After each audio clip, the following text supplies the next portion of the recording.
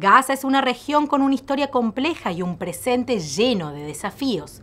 Pese a que es un pequeño territorio de 41 kilómetros de largo y 10 de ancho, ubicado entre Israel, Egipto y el mar Mediterráneo, los ojos del mundo están mirando en dirección a lo que ocurre en Gaza.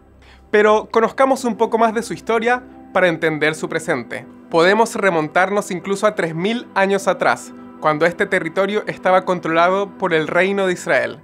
Mira incluso este mosaico encontrado en una sinagoga en Gaza que ilustra al rey David, además de estos descubrimientos encontrados por arqueólogos en las zonas aledañas. En sus miles de años de historia, Gaza ha sido gobernada por diversos pueblos e imperios, los antiguos egipcios, asirios y persas, por ejemplo, incluso Alejandro Magno, Herodes I y los cruzados. Iglesias, sinagogas y mezquitas fueron construidas en diferentes épocas en esta región, en la que ha vivido gente sumamente diversa. ¿Sabías que luego de la independencia de Israel en 1948, quien tomó el control sobre la Franja de Gaza fue Egipto? En aquellos años de control administrativo y militar egipcio, fue cuando comenzaron a llegar los primeros refugiados palestinos a Gaza. Este estatus se mantuvo hasta la Guerra de los 6 Días en 1967.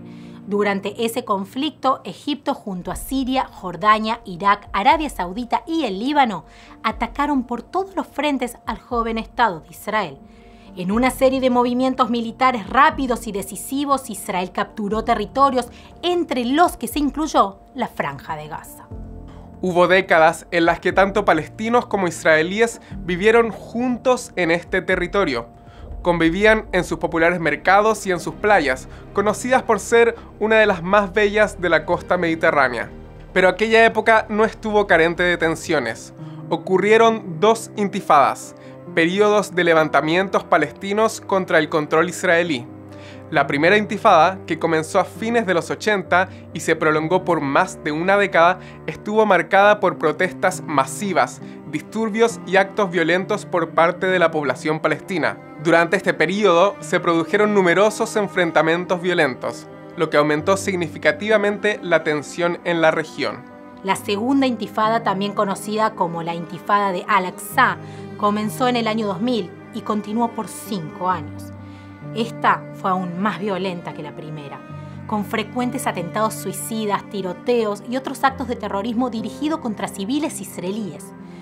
Esto resultó en un ciclo de violencia que afectó gravemente a ambas poblaciones. Durante estos años, los llamamientos a asesinar israelíes y los actos de violencia se intensificaron, exacerbando aún más las tensiones y dificultando cualquier avance hacia una solución pacífica del conflicto.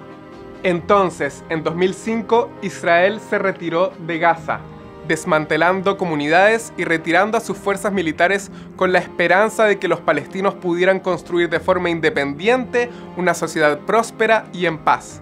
Pero el sueño se evaporó rápidamente. El grupo terrorista Hamás tomó el control de Gaza en el 2007.